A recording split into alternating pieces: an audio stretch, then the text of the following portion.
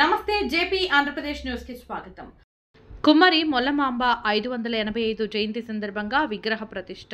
కుమ్మరి మొల్లమాంబ తెలుగు మహిళా కవయిత్రి 585 జయంతి సందర్భంగా నెల్లూరు రూరల్లోని కొత్తూరు అంబాపురం శ్రీ శాలివాహన సంక్షేమ భవనం నందు విగ్రహ ప్రతిష్ఠ గురువారం అత్యంత వైభవంగా జరిగింది. నెల్లూరు మాజీ డీఎస్పీ పద్మా నాగేశ్వరరావును ఆ కుల పెద్దలు ఘనంగా శాలువాతో సన్మానించారు.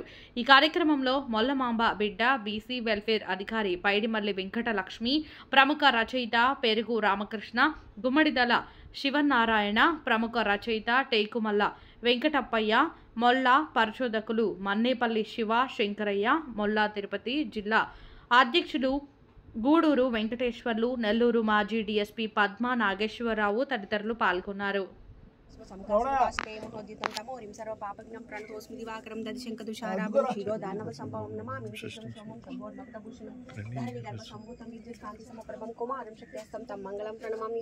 ప్రియాంగు కలికా శ్యామం రూపేణం ప్రతిమం బుధం సౌమ్యం సతోనోపేతం తంబుదం ప్రణమామ్యహం దేవానాచ రిషీనాచ గురుకాంచన సందీపం బుద్ధిమంతం త్రిలోకేశం తం నమామి బృహస్పతిం హిమకుండమనాలాభం దైత్యానాం పరమం గురుం సవశాస్త్రకారం పార్వం ప్రణమామ్యహం నీలాంజన సమాభాసం రౌపుత్రమాకృజం ఛాయమార్తాండ సంభూతం తం నమామి శనిశ్చరం అర్ధకాయ.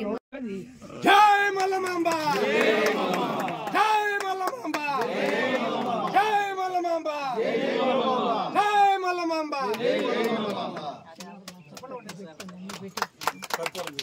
వెనకరండి అడ్డం రావా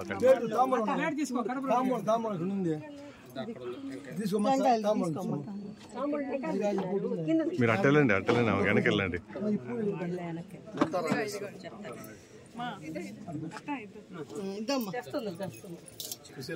కృష్ణ వెనక్కి వెళ్ళు,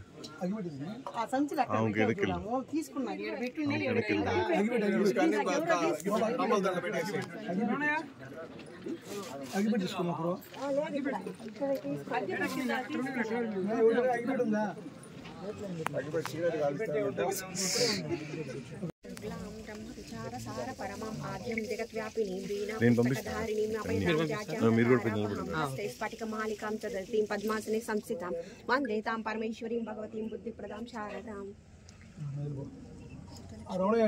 జయలక్ష్మి సరస్వతి శ్రీలక్ష్మి వరలక్ష్మి ఉమా ఉషాచ వైదేహి రమా గంగేతి పంచకం ప్రాతరేవ పటే నిత్యం సౌభాగ్యం వర్తతే సదా సర్వమంగళం. రామాయణం కోసం ఎంతో కృషి చేసి ఈ తెలుగు సాహిత్యంలో ఒక సుసంపన్నమైన వ్యక్తిగా ఇవాళ మనకి మిగిలారు. ఇతిహాస రామాయణాన్ని సరళమైన, లాలిత్యమైన, లావణ్యమైన పదాలతో రాసిన ఒకే ఒక కవయిత్రి మన మొల్లమాంబ. నెల్లూరు జిల్లాలోని గోపవరం అనే చిన్న గ్రామంలో శ్రీకంఠ మల్లేశ్వరుని సన్నిధిలో కూర్చొని రాముడికి తన జీవితాన్ని కైవల్యం చేసుకున్న ప్రతిభామూర్తి.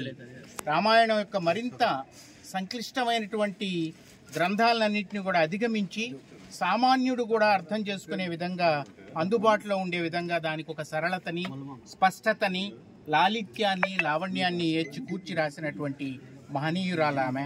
ఈరోజు ఆమె విగ్రహాన్ని మనం ఇక్కడ ఆవిష్కరణ చేసుకోవడం చాలా శుభసూచకం. ఆమె రచన రాముడి పట్ల ఆమెకున్న లోతైన ఆధ్యాత్మిక సంబంధాన్ని, భక్తిని కూడా ప్రతిబింబించేస్తుంది. అందుకనే మొల్లను తరచుగా ఆ రోజుల్లోనే ఉదయగిరికి చెందిన రాయల వంశస్థులు కవిరత్నగా ఆమెని బిరుదించి అభిషేకించిన సందర్భాలు ఉన్నాయి. అటువంటి నమ్రత, మహిళల కవుల్లో ఒక తన కళ పట్ల అంకిత భావం, తరతరాల రచయిత్రులకు స్ఫూర్తినిచ్చేటువంటి ఒక సుదీర్ఘమైనటువంటి గౌరవ వ్యక్తిత్వం కలిగిన మహిళమ్మ మన జిల్లా ఆమె. మన గొప్ప కవయిత్రి, మన పరంపర, మన వారసత్వం, మన చరిత్ర, మన సంస్కృతి అన్నీ ఆమెకు పాదాభివందనం చేస్తుంది.